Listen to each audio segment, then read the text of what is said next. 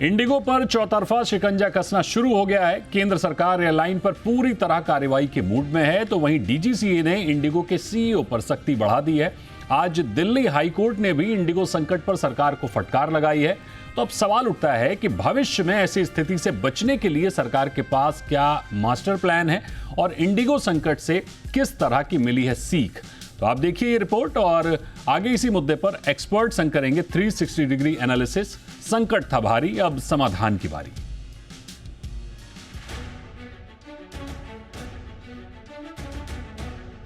Indigo संकट से मचे कोहराम के बाद पहले तो सरकार ने मामले में सख्ती दिखाई और अब एक्शन ले रही है। सरकार की माने तो इंडिगो की चूक पर चाबुक चलाने का समय आ गया है। वहीं डीजीसीए इस संकट के पीछे के सच को सामने लाने की कोशिश में जुटी है। मामला यात्रियों की परेशानी से जुड़ा हुआ है, तो दिल्ली हाईकोर्ट भी कड़े तेवर अपनाता नजर आ रहा है। हाईकोर्ट ने केंद्र सरकार को कड़ी फटकार लगाते हुए पूछा है कि जब एयरलाइन फेल हो गई थी तब सरकार ने क्या एक्शन लिया और कैसे फ्लाइट्स का किराया 4,000 रुपए से बढ़कर 40,000 तक पहुंच गया और दूसरी एयरलाइंस को क्यों इस संकट का फायदा उठाने दिया गया। तो वहीं कोर्ट के तीखे सवाल पर सरकार ने जवाब दिया कि इंडिगो एक निजी एयरलाइन है और सरकार की इसमें कोई सीधी भूमिका नहीं है। डीजीसीए भी इंडिगो संकट की तह तक जाने के लिए जांच में जुटी हुई है। कल यानी 11 दिसंबर को डीजीसीए इंडिगो के सीईओ से मुलाकात करेगी। इस बीच डीजीसीए ने इंडिगो के सीईओ से कहा है कि ऐसे 6 बड़े सवालों के उन्हें जवाब देना होगा जो कि इस संकट से जुड़े हुए हैं। पहला सवाल ये कि पूरे नेटवर्क में उड़ानों की बहाली की मौजूदा स्थिति क्या है। जिन यात्रियों की उड़ानें रद्द हुई उन्हें दूसरी फ्लाइट में शिफ्ट किया गया कि नहीं। साथ ही इसके क्या आंकड़े एयरलाइन के पास हैं। बुजुर्ग और मेडिकल केस, अकेले यात्रा कर रहे बच्चों को प्राथमिकता कैसे दी जा रही है। इसके अलावा पायलट, केबिन क्रू की मौजूदा संख्या और स्थिति कैसी है, ये भी तस्वीर इंडिगो को साफ करना होगा। इंडिगो संकट से अब सवाल उठने लगे हैं। क्या भारतीय एविएशन सेक्टर में मोनोपोली और डुओपोली को खत्म करने का वक्त आ गया है? इंडिगो संकट दिखाता है कि बाजार में जब कुछ ही कंपनियों का दबदबा होता है तो कितना बड़ा खतरा पैदा हो सकता है। इंडिगो और टाटा के मालिकाना हक वाली एयर इंडिया ग्रुप मिलकर भारतीय घरेलू बाजार पर 92% से ज्यादा हिस्सा कंट्रोल करती है, जिसमें करीब 65% हिस्सेदारी इंडिगो के हाथ में है। ऐसे में भारतीय एविएशन सेक्टर एक ऐसी स्थिति में पहुंच गया है जहां 2 बड़ी कंपनियां ही राज करती हैं। अगर इनमें से कोई एक भी लड़खड़ाती है तो पूरा सिस्टम हिल जाता है। फिलहाल तो इंडिगो की साख न केवल एविएशन सेक्टर में गिरी है बल्कि शेयर बाजार में भी एक हफ्ते में इंडिगो के शेयर करीब 14% लुढ़क चुके हैं। यानी अब इंडिगो हर मोर्चे पर चारों खाने चित दिखाई दे रहा है। ब्यूरो रिपोर्ट, जी मीडिया। और इस मुद्दे पर चर्चा करने के लिए हमारे साथ एक खास मेहमान जुड़े हैं। Captain Anil Rao general secretary हैं एएलपीए यानी airlines pilot association of India के। तो बहुत स्वागत करेंगे कैप्टन अनिल राव आपका। सबसे पहले तो आपसे समझना चाहेंगे सर कि संकट जो इंडिगो का था वो धीरे धीरे कम होता दिख रहा है, छटता दिख रहा है। हालांकि अब सरकार एक्शन मोड में आ गई है, डीजीसीए हो, सरकार हो, इनफैक्ट हाईकोर्ट ने भी संज्ञान ले ही लिया है। तो आपके एंगल से समझना चाहेंगे कि आखिर पायलटों के वर्कलोड, शेड्यूल और सेफ्टी प्रोटोकॉल को लेकर इंडिगो में असल दिक्कत कहां पर थी? अच्छा, ये शुरुआत अचानक एक दिन नहीं हुई है कि अचानक एक दिन ऐसा हुआ कि इंडिगो के इतने सारे हजारों फ्लाइटें रद्द कर दी गई और सिस्टम में कोई प्रॉब्लम था या उनके कैलकुलेशन में कोई प्रॉब्लम था, ये सोचने वाली बात होगी। और जब इस लेवल पे इतनी सारी फ्लाइटें डिसरप्ट हुई है और इतनी असुविधा हुई है जनता को, उसको लेकर सरकार ने जो काम किया तो बहुत ही कहने लायक है और बहुत ही अच्छी बात है कि सरकार ने इसको जितना हो सके उतने कम करने की कोशिश की और हमारी जनता को अपने डेस्टिनेशन तक, अपने गंतव्य स्थान तक पहुंचाने की बहुत अच्छी कोशिश की। और ये जितनी भी डिस्ट्रप्शन है थोड़ी थोड़ी कम होती जा रही है और देखने को मिल रहा है कि ये 1-2 दिन में ठीक हो जाएगा।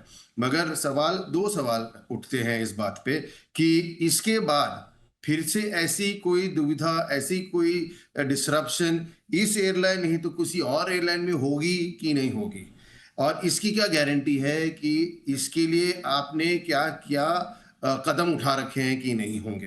अब शुरुआत ये होती है, इसकी ये पूरी जो डिसरप्शन हुई है ये इसलिए हुई है कि एक चीज है, एक लॉ है जिसे हम फ्लाइट ड्यूटी टाइम लिमिट कहते हैं, जी। जो पायलटों के लिए बनी है, क्रू के लिए भी बनी है। ये मुख्य रूप से जनता की सुरक्षा के लिए बनी है और किसी चीज के लिए नहीं बनी है। Correct. क्योंकि ये क्या होता है, वक्त के बाद रेगुलर बेसिस पे ये सारी जो स्टडी जो की जाती है ये चेंज होती रहती है। आपके एविएशन जो फील्ड जो इतनी रफ्तार से बढ़ रही है, इसके वजह से ड्यूटी टाइम भी बदलते रहते हैं। ठीक। पहले जमाने में अलग था, इस जमाने में अलग है, क्योंकि ऑपरेशंस अलग अलग तरीके के ऑपरेशन है। छोटे ऑपरेशंस हैं, बड़े ऑपरेशंस हैं, लंबी फ्लाइटें हैं, छोटी फ्लाइटें हैं, बहुत ज्यादा फ्लाइटें हैं, और इतनी पब्लिक भी हमारी इतनी उड़ान भर रही है क्योंकि अभी अफोर्डेबल हो गया है उड़ना।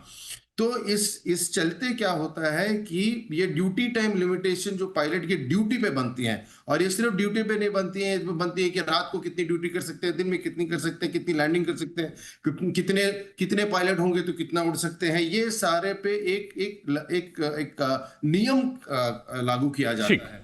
ये नियम करीब करीब 2 साल पहले आए थे, और डीजी को बोला था कि आप इसे 6 महीने के अंदर इसको आप लागू कीजिए।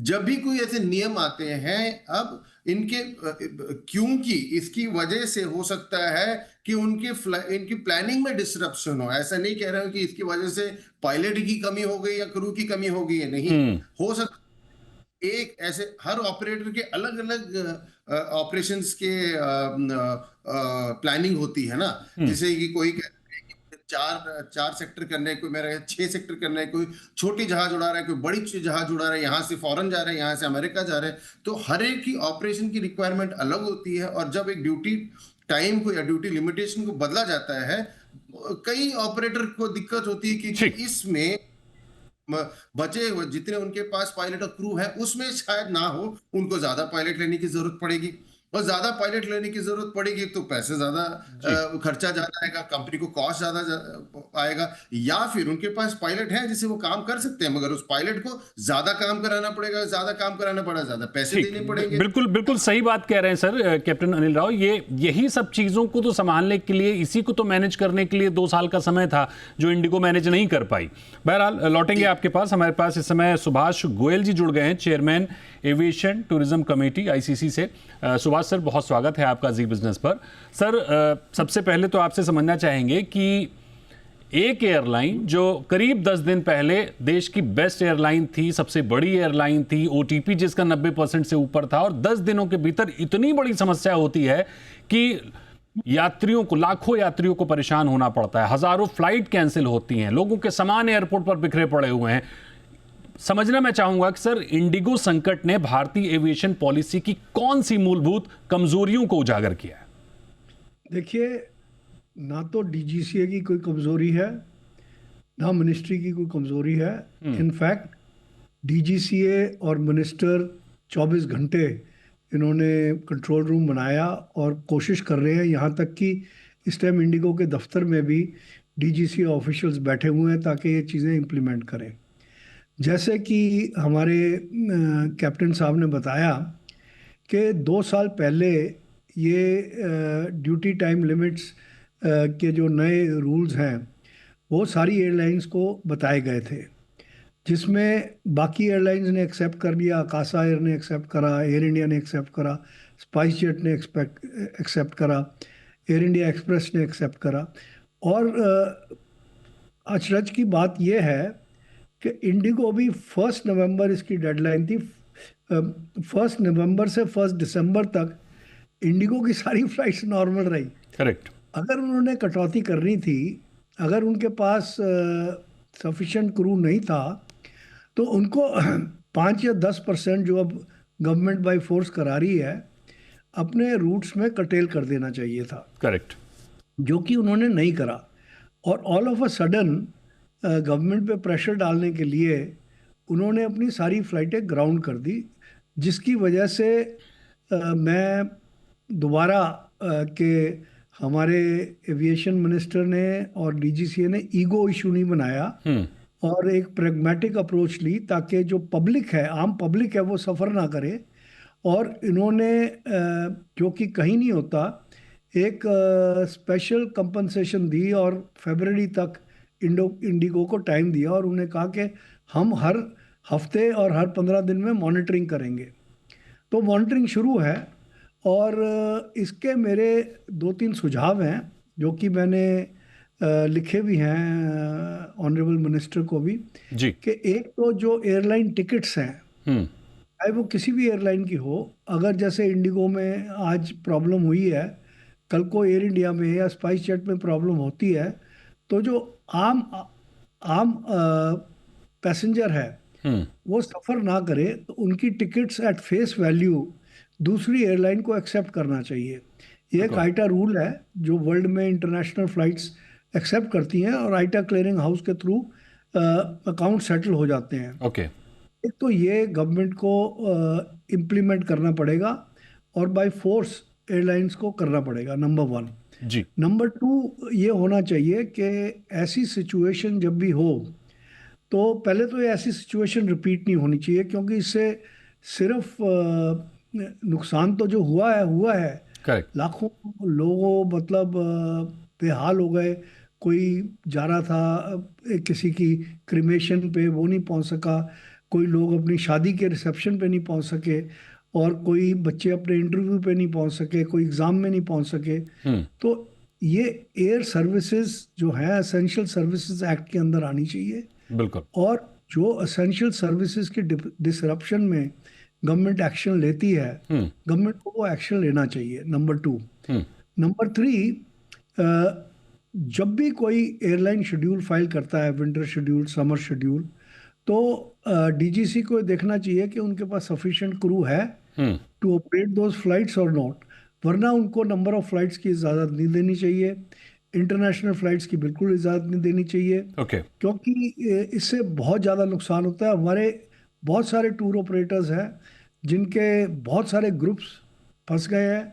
एक टूर ऑपरेटर को 30-40 लाख रुपए का नुकसान हुआ है, क्योंकि ना तो होटलों ने रिफंड दिया, जिस होटल में जाना था ग्रुप ने वो नहीं हुआ, उनको डबल वो करनी पड़ी। हमारी भी कंपनी का एक ग्रुप था जो कि सिंगापुर से आया हुआ था, औरंगाबाद से उसकी फ़्लाइट थी बॉम्बे, और बॉम्बे से इंडिगो की फ़्लाइट थी, बॉम्बे से इंडिगो की सिंगापुर थी। सीधे उसको एंटरटेन नहीं करा, उनको अपने आप डबल कीमत पे होटल लेना पड़ा और डबल कीमत पे ही सिंगापुर एयरलाइन की टिकट अगले दिन डबल कीमत पे लेनी पड़ी। तो ये सिचुएशन ना हो, तो जो कैपिंग डीजीसीए ने करी है, ये कैपिंग टेम्परेरी ना करके इसको परमानेंट कर दें। बिल्कुल ठीक बात है। क्योंकि और ये आर्ग्यूमेंट पहले भी हमने ये चीज़ उठाई थी कि कोविड के बाद इन्होंने कैपिंग रखी थी, फिर उठा दी। तो मैंने उस टाइम भी कहा था, तो कहते फ्री मार्केट इकोनॉमी में हम कैपिंग नहीं कर सकते। इसका आर्ग्यूमेंट हमारा ये है, अगर टैक्सी की आप रेट फिक्स कर सकते हो फ्रॉम एयरपोर्ट टू होटल और होटल टू एयरपोर्ट, तो आप एयरलाइन के जो भी डायरेक्ट ऑपरेटिंग कॉस्ट है एयरलाइन की from point 1 to point B, बिल्कुल उसके उनको 100, 200, 300% का प्रॉफिट दे दो, पर कैप कर दो। बिल्कुल बड़ी अहम बात कही सर आपने, सुभाष सर, की बड़े शानदार सुझाव हैं। अगर इन सुझावों पर अमल होता है तो जाहिर तौर पर आगे हम देखेंगे कि ये जो समस्या हमने झेली है, लाखों लोगों के जो एयरपोर्ट पर लोग बैठे रहे, सामान बिखरे रहे, कम से कम ये नज़ारे हमें आगे देखने को नहीं मिलेंगे। कैप्टन अनिल, आपके पास आएंगे और आपसे समझना चाहेंगे कि डीजीसीए ने जो सीईओ पर सख्ती की है, क्या ये ऑपरेशन सेफ्टी सुधारने का वास्तविक कदम है या फिर ये सिर्फ प्रतीकात्मक है? अभी जो डीजीसीए ने शोकॉज नोटिस दिया है उनको, तो उनके जवाब पर ही मालूम पड़ेगा कि अंदरूनी जो क्या कहते हैं रीजन जो थी, उसकी वजह क्या थी, उससे हमें मालूम पड़ेगा कि वो शोकॉज नोटिस में क्या एग्जैक्टली उनका जवाब दिया जाएगा। उसके बाद ही डीजीसीए हो या मिनिस्ट्री हो या हमारी क्या कहते हैं लॉ हो, वो जिस तरीके से प्यूनिटिव एक्शन या एक्शन लेना चाहती है, वो लॉ के अंतर्गत है। हमारा ये कहना है कि हम जो हो गया है उसकी बात क्यों बात कर रहे हैं, हम वो बात कर रहे हैं कि ये फिर से क्यों ना हो। अगर ये सारी चीजें नहीं होती, अगर वो नियम को जिस तरीके से बनाया गया था या बताया गया था लागू करने के लिए, उस तरीके से उस टाइम लागू कर देते तो इतनी दुविधा किसी को भी नहीं होती। हम आज बैठकर ये बात नहीं कर रहे होते चैनल पे कि भाई अभी हम बताइए अभी इसका क्या परिणाम होगा। अब परिणाम हो चुका है, अब इसको कम करने के लिए हम आगे और क्या कदम उठा सकते हैं। जैसे कि मैं बताना चाहूंगा कि ये आज की बात नहीं है, ये हो सकता है कि फ्यूचर में फिर से हो जाए। Correct. अभी आपने डिस्पेंसेशन दी एक एयरलाइन को, क्या ये क्या जरूरी नहीं है कि कोई और एयरलाइन का लाके डिस्पेंसेशन ले ले, क्योंकि यही चीज फिर से होगी और दूसरी एयरलाइन या दूसरी ऑपरेटर बोली कि देखो हमारे पास अभी ये प्रॉब्लम हो गया है, हमारा ये सिस्टम ग्लिच था या हमारे क्रू का प्रॉब्लम था या हमारे कैलकुलेशन प्रॉब्लम हो गई थी, तो प्लीज हमें माफ कीजिए अभी और हमें एक और डिस्पेंसेशन दीजिए। और वो डिस्पेंसेशन डबल है पिछले वाले से। तो आप कब तक चलाते रहेंगे? अभी आपने 2 महीने की डिस्पेंसेशन ले ली। हमारा एक ही कहना है कि आपने जो डिस्पेंसेशन ली है वो सुरक्षा, पैसेंजर की सुरक्षा के लिए बनी थी और उसके बियॉन्ड आपने उसके आगे आपने जो डिस्पेंसेशन ली है, अब इस वक्त में कुछ हो जाए, अनकही हो जाए, तो उसकी जिम्मेदार कौन होंगे? कौन होंगे? होगी, ऑपरेटर होगा, पायलट होगा, क्रू होगी, या फिर मंत्री होंगे या मंत्रालय होगी या गवर्नमेंट होगा।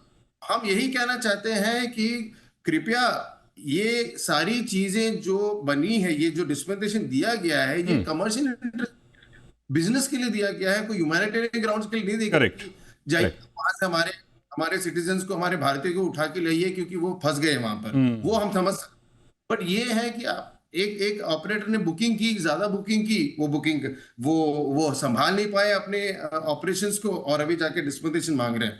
मैं ये पूरी की पूरी ये नियम इसलिए बनी थी कि ये पैसेंजर को सुरक्षित रखे, जाहिर तौर पर पैसेंजर को सुरक्षित रखे। 2 साल का समय आपके पास था, आप खुद लागू नहीं कर पाए और उसके बाद आप उसमें छूट मांग रहे हैं। ये कहीं ना कहीं एक तरह से आर्म ट्विस्टिंग कही जाएगी। सुभाष सर, आपसे मेरा सवाल ये होगा कि अक्सर हमने देखा है कि भारत में अगर इंडिगो को हटा दें तो ज़्यादातर एयरलाइंस एक तो लॉस में रही हैं और फेल जो हुई हैं वो तो हम आपके सबके सामने ही हैं। तो सबसे बड़े कारण क्या है भारत में एयरलाइंस का फेल होना? हालांकि भारत नहीं, पूरी दुनिया में एयरलाइंस बिजनेस कभी भी प्रॉफिटेबल नहीं रहा है। कुछ एयरलाइंस का जिक्र अगर हम करें उनमें इंडिगो आती है। इसके साथ ही क्या भारत एक ही एयरलाइंस पर अत्यधिक निर्भर हो चुका है और यात्रियों और टूरिज्म सेक्टर के लिए कितना खतरनाक है जो अभी समस्या आई है, ये आगे भी आ सकती है? हाँ, नहीं, इसके सॉल्यूशंस मैंने सजेस्ट करे हैं।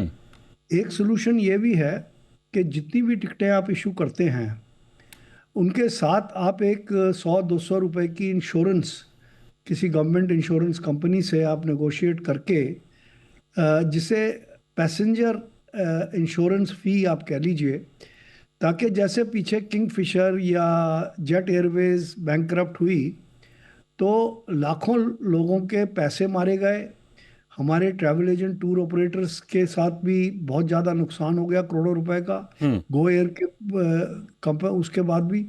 तो एक तो ये इंश्योरेंस पॉलिसी होनी चाहिए जो कि मिनिस्ट्री या गवर्नमेंट रेगुलेटरी अथॉरिटी जिसको इम्प्लीमेंट करे। दूसरा जो आपने कारण पूछे, मेन कारण ये है कि जितने हमारे प्राइवेट एयरपोर्ट्स हैं उन्होंने लैंडिंग चार्जेस बहुत ज़्यादा बढ़ा दिए हैं। ओके। और ऊपर से हमारे कई स्टेट्स ने एविएशन टर्बाइन फ्यूल, ATF जिसे कहते हैं जी, ATF जो है वो डायरेक्ट ऑपरेटिंग कॉस्ट DOC जो होती है एयरलाइन की, उसका 40-50% कंपोनेंट है। तो एक तो हमें अगर, क्योंकि इंडिया जिस स्पेस पे चल रहा है और हमारी इकोनॉमी फास्टेस्ट ग्रोइंग इकोनॉमी है, और जैसे कि मंत्री जी ने भी कहा था कि इस कंट्री में 5 और एयरलाइनें भी आ जाएं, वो भी कम पड़ेंगी। एयरलाइन प्रॉफिटेबल रहे उसके लिए हमें आपको क्या नाम ATF का जो टैक्स है उसको रिड्यूस करके आपको कम से कम मैक्सिमम 1% टैक्स करना पड़ेगा सब एयरपोर्ट्स पे थ्रू सेंट्रल ऑर्डर। और जब तक ये नहीं होगा तो ऑपरेशंस वायबल नहीं होते, नंबर 1।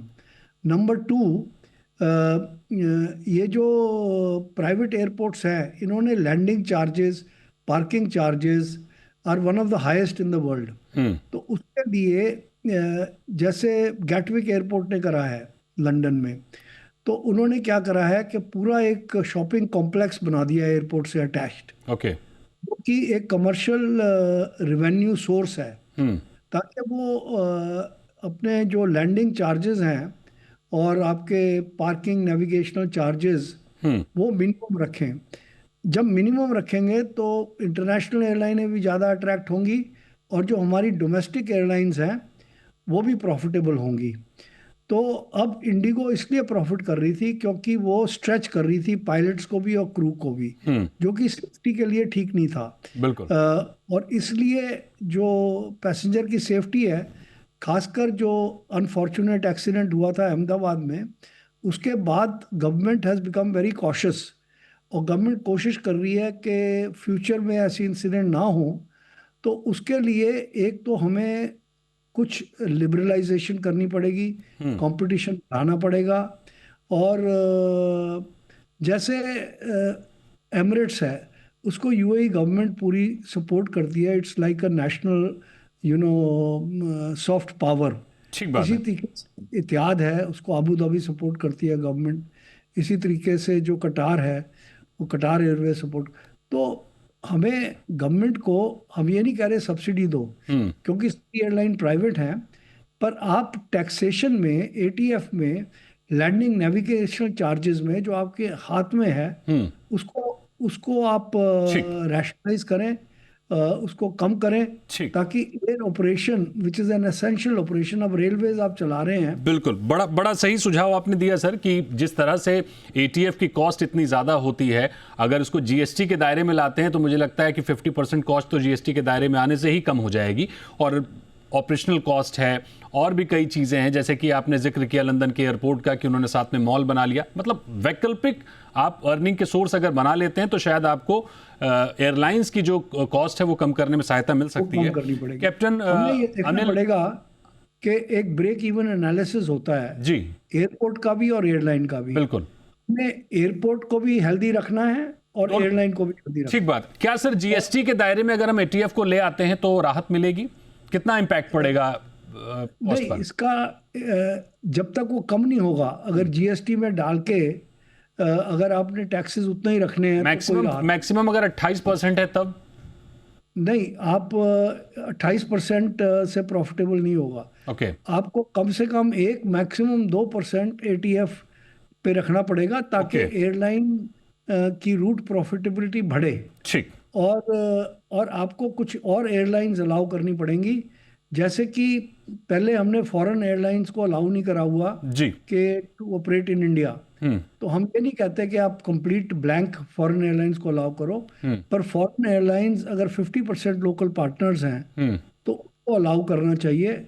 और क्योंकि इस टाइम हमारी जितने भी स्टेट्स हैं, ठीक, हर स्टेट एक छोटी कंट्री की तरह है, जाहिर तौर और हर स्टेट में इंटरनेशनल एयरपोर्ट होना चाहिए, हर स्टेट में लैंडिंग होनी चाहिए, वीजा ऑन अराइवल होना चाहिए देश में। बिल्कुल सर, काफी शानदार सुझाव हैं सर। लौटेंगे आपके पास। कैप्टन अनिल, आपके पास आएंगे और आपसे समझना चाहेंगे कि भारत में पायलट और टेक्निकल स्टाफ की कमी है क्या, और अगर कमी है तो ये मेन संकट माना जा सकता है? देखिए, पायलट, क्रू और टेक्निकल स्टाफ की जो जरूरत होती है वो एक साइन कर्व की तरह है। ये जितनी डिमांड एंड सप्लाई के ऊपर होती है। अभी आप देख सकते हैं कि ये जो एयरलाइंस अभी जो बढ़ रही हैं हमारी, काफी तेजी से बढ़ रही हैं, और हमने काफी एयरक्राफ्ट ऑर्डर किए हैं। आप देख सकते हैं कि कितने एयरलाइंस नए नए जहाज ऑर्डर कर रहे हैं, इंडिगो ने कितने जहाज ऑर्डर किए हैं। तो उसी प्रकार से यहाँ पर पायलटों की भी जरूरत उतनी है, और ये ऊपर नीचे होती रहती है डिपेंडिंग अपॉन कि उस टाइम पे, उस साल में कितने एयरलाइंस कितने जहाज लेकर आ रहे हैं, जहाज की अवेलेबिलिटी है कि नहीं है, मैन्युफैक्चरर दे रहा है कि नहीं है, परमिशंस मिल रही हैं कि नहीं है। मगर हाँ, आपने ये बात बड़ी अच्छी उठाई है कि एक चीज हमने मंत्री और सरकार से भी निकाली है कि अगर आप ये पायलट ट्रेनिंग को इतना एक्सपेंसिव, इतने महंगाई का कोर्स रखेंगे तो आपको पायलट कहाँ से मिलेंगे। अब हमने ये भी उठाया है कि आईआईटी हो या एमबीबीएस हो या कोई भी डिग्री हो या कोई भी क्वालिफिकेशन हो, आपके पास गवर्नमेंट सीट्स हैं जहां पर आप गवर्नमेंट की क्या कहते हैं स्कॉलरशिप लेकर, आपके पास अगर पैसे भी ना हो फिर भी कर सकते हैं। मगर पायलट ट्रेनिंग अभी एक एलीट ट्रेनिंग हो चुकी है जहां सिर्फ वो कर सकते हैं जिनके पास या तो पैसा हो या फिर अपना कुछ गिरवी रख कर बेच बूझ के अपने बच्चों के लिए वो लोग पैसा इकट्ठा करके देते हैं। इससे बिल्कुल। क्या हो रहा है कि इससे लोग डिस्करेज हो रहे हैं, उनको एनकरेजमेंट नहीं मिल रही है कि पायलट कोर्स को ले।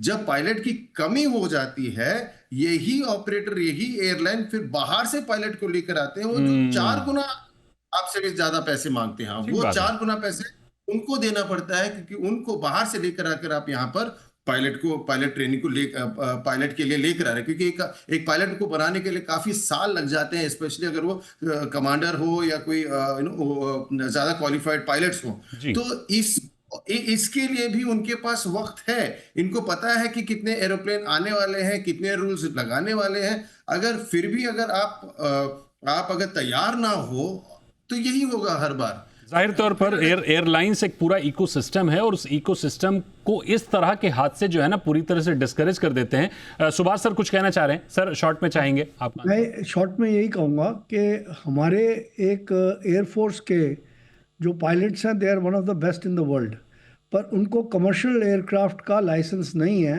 ओके। और उनको कमर्शियल एयरक्राफ्ट की ट्रेनिंग नहीं है। ओके। तो जितने भी, और एयरफोर्स पे काफ़ी यंग एज पे पायलट रिटायर हो जाते हैं। तो मेरा सुझाव भारत सरकार से ये है और एयरलाइन से ये है कि क्रैश कोर्सेज करने चाहिए और स्पेशल अरेंजमेंट करना चाहिए डीजीसीए में, ताकि उनको कमर्शियल एयरक्राफ्ट पे ट्रेनिंग देके, जो कि बहुत कम समय में हो जाएगी, तो हमारे पास पायलट्स की जो कमी है वो दूरी हो जाएगी। हमें बाहर से पायलट्स लाने की ज़रूरत नहीं है। और दूसरा जो इन्होंने मेंशन करा कि हर बड़ी यूनिवर्सिटी में या जो भी आईआईटीज़ हैं एयरपोर्ट्स के पास, उनको भी कुछ पायलट ट्रेनिंग सिमुलेटर्स वगैरह लगा के करना पड़ेगा। और जितनी हम एयरक्राफ्ट की वो कर रहे हैं, एयरबस है, बोइंग है, इनको भी अपने वैसे कुछ तो ये कर ही रहे हैं सिमुलेटर्स, बट और गवर्नमेंट को प्रेशराइज करके सिमुलेटर्स करने चाहिए कि हमारे पायलट्स बाहर ना जा सकें।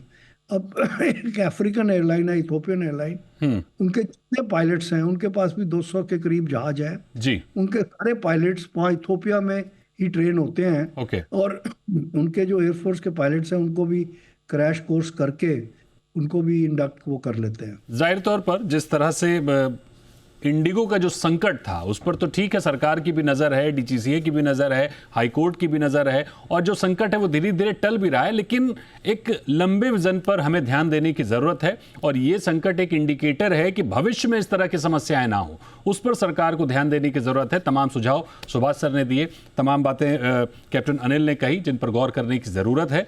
अब अगर आप इनकरेज नहीं करेंगे बच्चों को इस इंडस्ट्री में आने के लिए, ये जो समस्याएं हैं, जो संकट हैं, तो कोई बच्चा क्यों जाना चाहेगा, कोई क्यों पायलट का कोर्स करना चाहेगा जब उसे पता है कि आगे भविष्य में इस तरह के संकट दिख सकते हैं। तो फिलहाल अब संकट धीरे धीरे ख़त्म हो रहा है, उम्मीद करते हैं कि भविष्य में संकट ना आए तो ज़्यादा बेहतर है। बहुत शुक्रिया करेंगे आपका सुभाष सर, और बहुत शुक्रिया करेंगे आपका कैप्टन अनिल हमारे साथ जुड़ने के लिए, इस चर्चा में भाग लेने के लिए। और ये थी हमारी पहली कवर स्टोरी।